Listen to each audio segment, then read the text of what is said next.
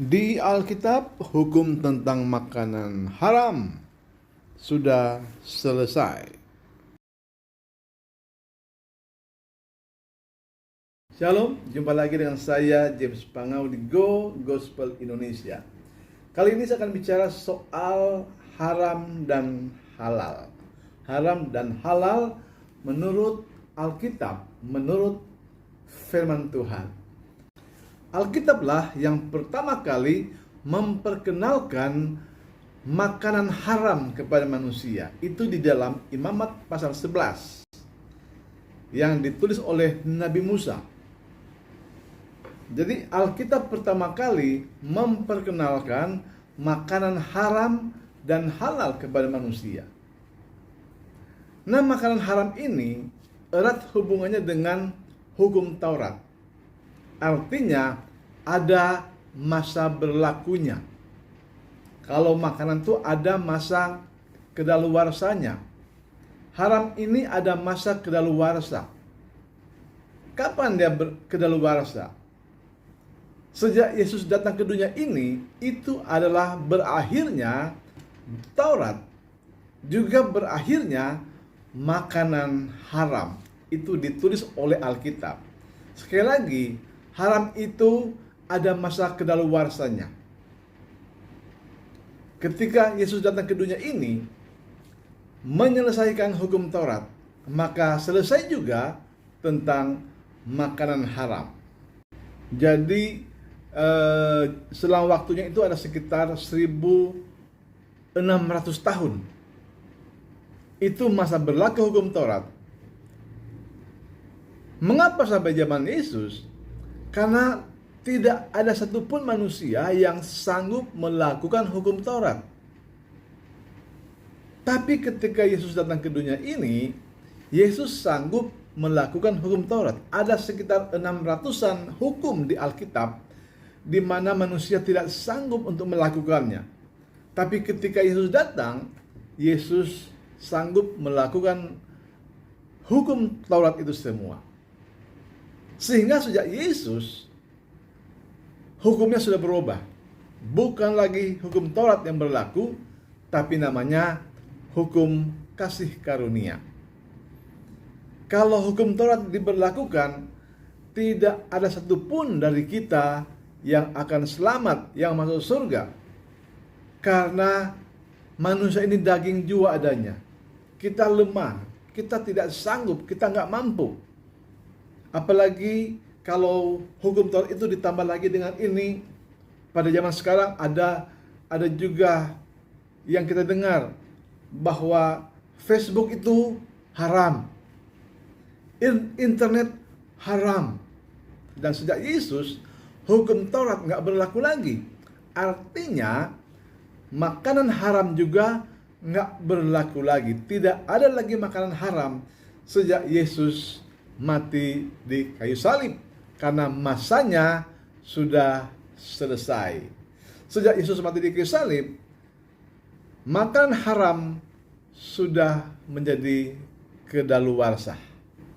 Dan hal ini Tuhan pertegas dalam Kisah Para Rasul 10 ayat 9 sampai 16 dikatakan begini. Keesokan harinya ketika ketiga orang itu berada dalam perjalanan dan sudah dekat dengan Yope, kira-kira pukul 12 tengah hari, naiklah Petrus ke atas rumah untuk berdoa. Ketika ia merasa lapar dan ingin makan, tetapi sementara makanan disediakan, tiba-tiba rohnya diliputi oleh kuasa ilahi. Ini Petrus.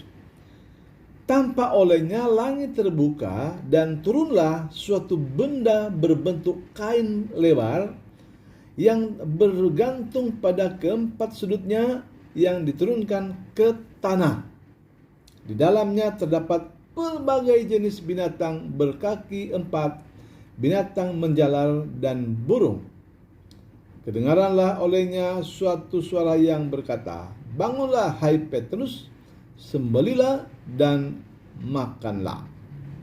Tapi Petrus menjawab, "Tidak Tuhan, tidak. Sebab aku belum pernah makan sesuatu yang haram dan yang tidak tahir." Kedengaran pula untuk kedua kalinya suara yang berkata kepadanya, "Apa yang dinyatakan halal oleh Allah, tidak boleh engkau nyatakan haram."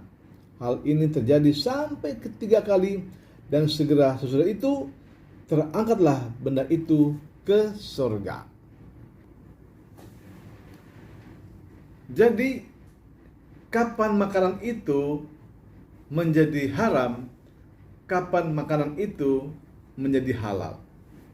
Apa yang haram di Perjanjian Lama pada zaman Nabi Musa menjadi halal pada zaman gereja mula-mula. Apa yang dianggap tidak boleh dimakan pada zaman Nabi Musa menjadi boleh pada zaman rasul-rasul. Petrus tidak mau makan, tapi Tuhan bilang apa yang dihalalkan oleh Allah tidak boleh diharamkan oleh manusia. Dalam Matius 15 ayat 11, Yesus berkata begini, "Bukan apa yang masuk ke dalam mulut yang menajiskan orang, melainkan apa yang keluar dari mulut, itu yang menajiskan orang." Apalagi dalam Roma 14 ayat 17 berkata, "Sebab kerajaan Allah bukan soal makanan dan minuman, tapi soal kebenaran, damai sejahtera, dan sukacita oleh Roh Kudus." Jadi, makanan itu tidak ada hubungan dengan keselamatan, dengan surga, dengan neraka. Karena tidak ada lagi makanan yang haram sejak Yesus menggenapi seluruh hukum Taurat. Kalau saya ibaratkan seperti traffic light atau lampu lalu lintas, makanan haram itu adalah lampu merah. Dan ingat, lampu merah itu tidak selamanya merah. Dia akan berubah menjadi kuning. Lampu merah itu anggaplah pada zaman Taurat, zaman Nabi Musa. Lampu kuning itu pada zaman Yesus, di mana Yesus lahir, mati, disalib, bangkit, dan terangkat ke surga. Yesus menggenapi hukum Taurat. Ini lampu kuningnya. Hukum haram atau Taurat sudah sampai di sini. Nah, lampu hijau ini zaman para rasul 63 Masehi. Ini disebut zaman kasih karunia. Itu berlaku sejak Yesus terangkat ke surga atau sejak gereja mula-mula sampai hari ini. Itu disebut zaman kasih karunia. Itu adalah perjanjian baru dan semua halal.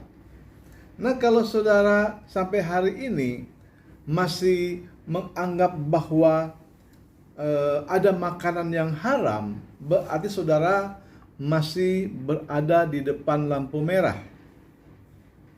Lampu sudah berubah menjadi kuning dan hijau, tapi Anda masih berdiri di lampu merah. Masih hidup pada zaman 3.500 tahun silam. Kendaraan lain sudah menjauh, Anda masih ada di lampu merah. Ya, ini sekedar pandangan Alkitab tentang halal haram. Dan pada kenyataannya hingga kini masih saja ada orang yang menganggap ini makanan haram, ini halal. Mungkin dengan alasan agama, alasan kesehatankah, atau mungkin sekedar selera. Tapi menurut pandangan Alkitab, bahwa ketika hukum Taurat sudah selesai, maka makanan haram pun sudah selesai.